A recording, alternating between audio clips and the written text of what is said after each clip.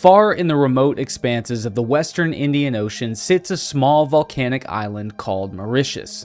Geologically, it was pushed up from the ocean floor around 10 million years ago, cooled, and became covered in dense jungle and grasslands. And in that forest, cut off from every predatory land animal on Earth, a population of birds arrived, probably blown in from the winds of Southeast Asia, and without any reason to fly to escape predators, some of these birds began to evolve. They grew larger and heavier and stranger looking. There was food everywhere, and no corner of the island was more or less dangerous than the other. It was a true bird utopia. For millions of years, this little oasis existed completely undisturbed. When a Dutch fleet blown off course on its way to the East Indies stumbled onto the island shore, and the sailors who stepped off those ships came face to face with a fat, flightless bird that stared straight back at them, blinked, and didn't even move. And very similarly to the Polynesians first arriving on the prehistoric shores of New Zealand and stepping into that hidden, isolated, and ancient world almost like a real Jurassic Park,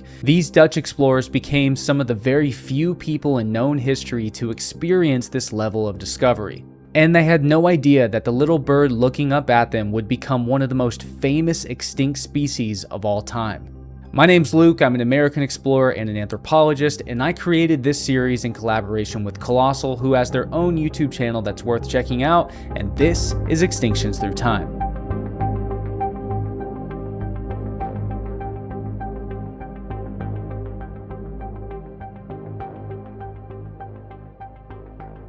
The dodo.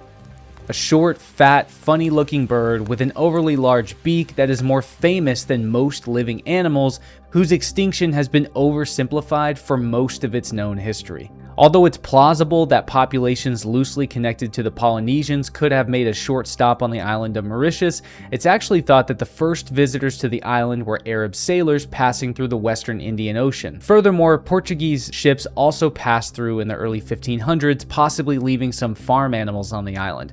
But it was Vice Admiral Warwick, leading a portion of the second Dutch expedition to Indonesia in 1598, whose ships were separated by a storm and made landfall on this unoccupied island, naming it Mauritius after the Dutch Maurice of Nassau. And what they found confused them. This dodo was clearly an animal so completely shaped by a world without predators that it had, in every meaningful sense, forgotten the possibility of danger. It's hard to imagine a species today that doesn't have any kind of instinctual reaction to danger, but unfortunately for the dodo, this lack of fear instinct would play a part in their extinction within just a single generation. So when those Dutch ships first arrived in 1598, Shakespeare was writing his greatest plays, Galileo was 34 years old, the English were beginning to colonize Virginia, the Dutch East India Company, the most powerful commercial enterprise, was just a few years from being founded. And with this globalizing world full of explorers and massive discoveries being made,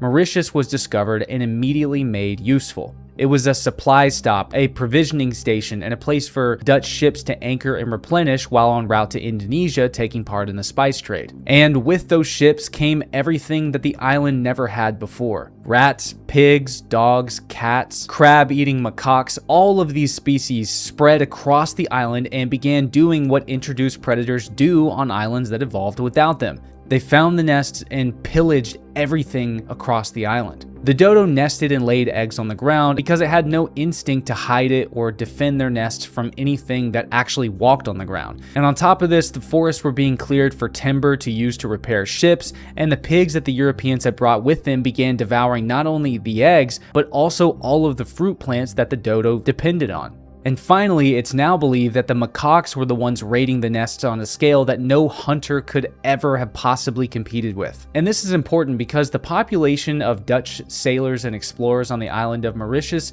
probably never exceeded around 50 people. So 50 settlers on a small, underfunded island out in the western Indian Ocean could not possibly have eviscerated an entire species. It had to be something much more complex and much more nuanced. Like a slew of foreign species being introduced to an environment that had evolved entirely without them for over 4 million years. So by 1638, a Frenchman named Francois Coche visited the island and described dodos that he could still observe. His call is like that of a gosling. They lay one egg, large and on a nest of grass. They make their nests in the woods on the ground. By the time French explorers had arrived late in the next century, the population of the dodo was already severely dwindling. The historical records only highlight that the birds were killed and eaten by people, but the paleontological evidence points toward a reality where an assault on this isolated ecosystem by introducing foreign species pushed not only the dodo's population to collapse,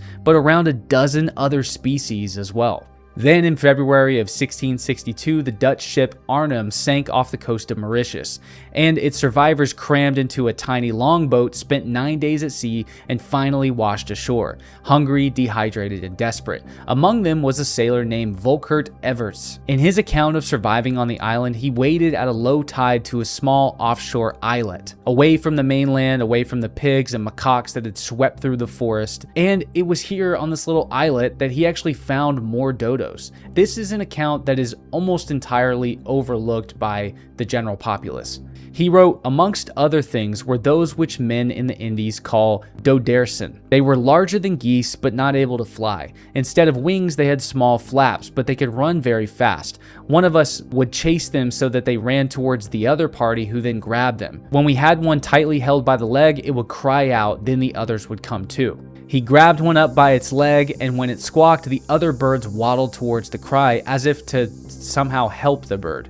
Apparently, these were social creatures who had never learned that running toward a cry of distress could be a warning sign or something fatal to scurry from. They carried with them an instinct from a world that had literally just disappeared during the earlier part of this century. I mean, we're talking about the end of natural history in which a species could live without the need for fear. This had existed for millions of years, and in the 1500s and 1600s, these worlds were coming to an end, and they don't exist anymore at all. That offshore islet, not yet reached by the mainland's newly introduced species, was probably the very last place that a dodo was ever found in the wild. But truth be told, the dodo was gone before anybody had actually noticed it was gone or really given any time to think about the fact that it was disappearing. By the early 1700s, when the Dutch abandoned the island of Mauritius entirely, most large land vertebrae on the island had already vanished with the dodo.